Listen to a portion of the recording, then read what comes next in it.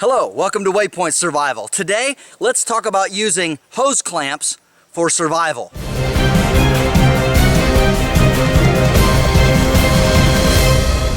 So in a survival situation, you may find yourself the victim of an airplane crash, perhaps a car wreck, or just being stranded out in winter weather and needing to build a shelter.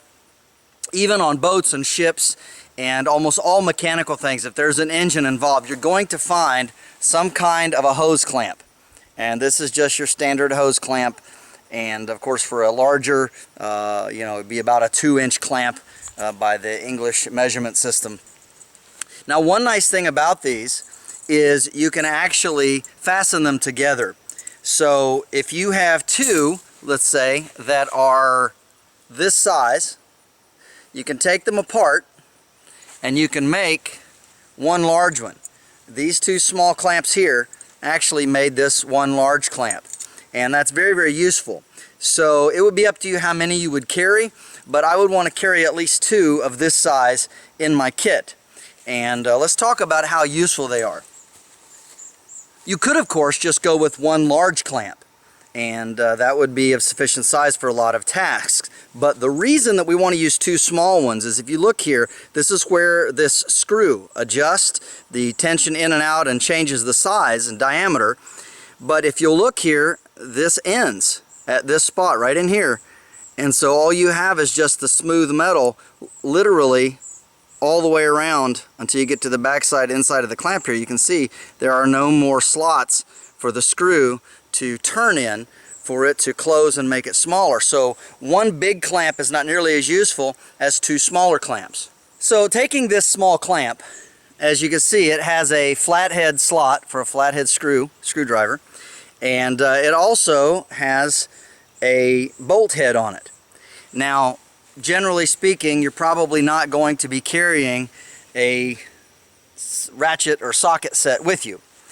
But on my multi-tool, my SOG that I always carry, I do have a flathead screwdriver, and it is of a sufficient width and size, get it out here, that I can turn this screw. And of course, using this, get in or out, and that works just fine.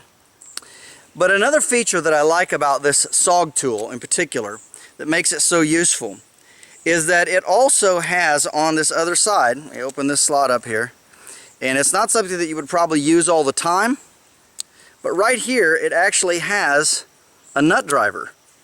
And so the size of these nuts on that particular clamp is a 5/16, and this will snap right on there. It's got a bit of a spring, if you can see right there, and this by tension is held on. Now I have a much more secure way to fasten my hose clamp. So if I'm going to be carrying hose clamps in my survival kit, I can just pack this along with it, and it becomes very useful. You might say, why carry clamps and a nut? And you can always make things, make your own cordage, and you can use thin vines or roots from different types of trees and shrubs to bind things together. And it's true, you can. And those are skills that you should know and you should own, and I do teach those in my survival classes. But the thing that you need to know is, if you already have a minimal amount of equipment that can do a multitude of things, it can save you a whole lot of time and effort. And of course, in survival, in bushcraft and training, that's kind of what we're looking for. We're looking for those items that are multi-purpose, that allow us to do a large range of things with a minimal amount of calories and effort. So let's get into what we can make using our nut driver and some hose clamps. Stay tuned. One of the things we can use our clamp for, like so, is we can put it together for our tripod. Now, I know you can use a tripod lashing for this, but if you just slide it down here like this, and we take our multi-tool with our nut driver on it here, and we just tighten it up. And again, it doesn't take long to do so. Just tighten one side and then a little bit on the other. And of course, as we're tightening, we don't want this to get super tight, because we want it to have a little bit of play so that it can open up and spread out. So it's going to be a little bit loose on there, and that's perfectly all right. So there we have it. We have it put on there. Now let's see how well it works for our tripod.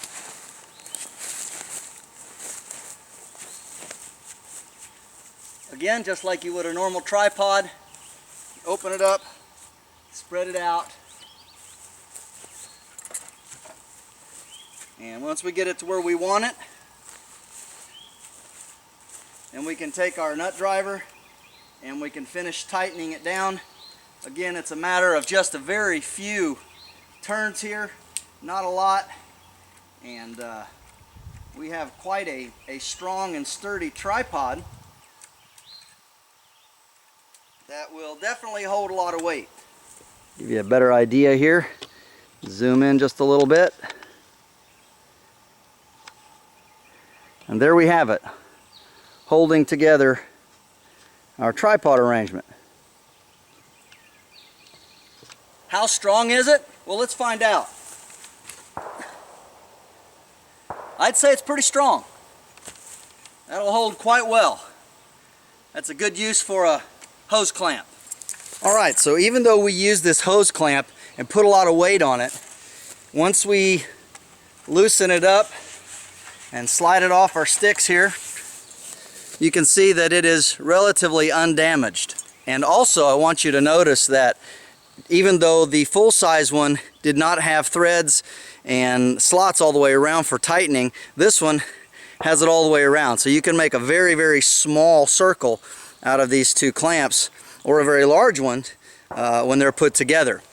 Another great option is to be able to lash your knife on securely to a stick to make a pretty decent spear, as you can see. And nice long stick. Now, I don't recommend lashing your knife to a stick most often, especially if you throw it and it would get stuck and you'd lose it. But if you're in an area where you need a little self-protection and you want a good option, that knife is on there super tough. It is not coming off. That's a whole lot better than trying to lash it with cord or string or trying to figure out some other method. This is on there super securely, and the knife would probably break before this would come loose. So that's another great idea to use for hose clamps in a survival situation. Another good use for your hose clamp in a survival situation is if you can find a stick, and this is the same one we had our knife lash to a moment ago, and of course your hose clamp, and then some nails or screws or any kind of real stiff wire. You can use your hose clamp on the stick with the nails to make a frog gig or fish spear, or even just something to pin something down, or you know, for some sort of security purpose. If you don't want to use your knife but you still want to extend your reach, then this is another great option. I'm going to put these on here and I'll get right back with you. Alright, and here is our fish spear frog gig, made with 3 nails and a hose clamp. And that's certainly better than just carving a stick. And of course, with something like this, it's more for pinning than it is for actually pinning and pulling up out of the water, because there are no barbs on here, and obviously it would slip right back out. But for using definitely down in a stream, you get down and down in there in a pond or something, if you can find those frogs or a fish in a small area where you can see them, this would work perfect for that. Another challenge that you might encounter in a survival situation is how to make improvised cookware. And here we just have a standard can. It had some fruit in it, but obviously I could just set it in the fire. Normally, of course, you would burn out the BPA type plastic, a liner that's inside of many of these cans. So this is a new one, so I haven't taken time to blacken it out, but you would want to do that before you cooked food or boiled water in it. But what would you do to let's say we want to put a bail on it. I don't want to put any holes in the side because that's going to reduce the capacity or make a little bit less area where the water can fill to the top, or it might bubble out. So if I just want to put a bail wire on here, what do? Well, let's use a hose clamp and a bit of clothes hanger. So here we have our can, our hose clamp. It's already cranked down mostly to the right size, and just a piece of clothes hanger that's bent. And I put a special little divot here at the top. That's so you can hang it on a stick and it won't slide around over the fire. So what we do is we just take our hose clamp over top of our can like this. Our little hooks on the side will slide down in and underneath the hose clamp, just like this. and then we tighten it down. And it's just a process of just spinning this down here until it tightens in around the top of the can. Of course, we want to stop every little bit here and make sure that we're staying adjusted properly.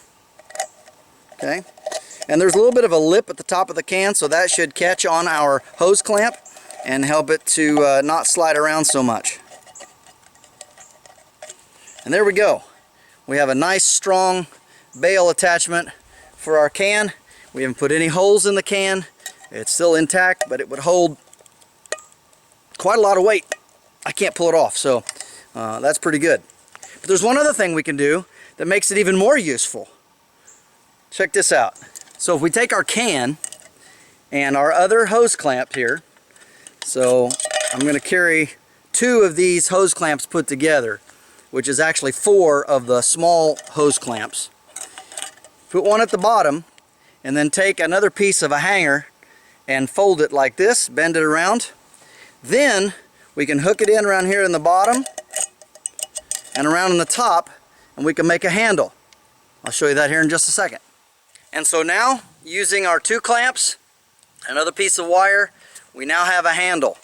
And we can use this, of course, to pour or to scoop if we're getting water, or if we just need to have something to keep our hands away from the fire. Of course, you could use a piece of cloth around this or your glove, but it's just a simple wire handle along with our bail. And now we have a kind of a nifty little cook set just made with scrap stuff. But the important feature, of course, beside the can and the wire, but we also have utilized these hose clamps.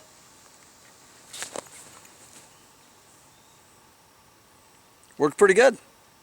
For those of you who are wanting to buy the same size as what I'm using, you can get this at Home Depot or Lowe's or an automotive store anywhere.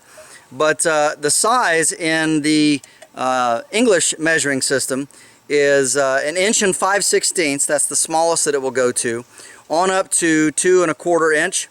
And then in the metric system, it is 33 to 57 millimeters. So that's the size of the hose clamps that I'm using. So here's our hose clamps. And again, there are 4 of them, but we put them together to make 2, and so that we can have slots all the way around, so we can close them. We can either use them individually as 4 small ones or as 2 large ones, or if we really wanted to, we could put these together and make one very big one.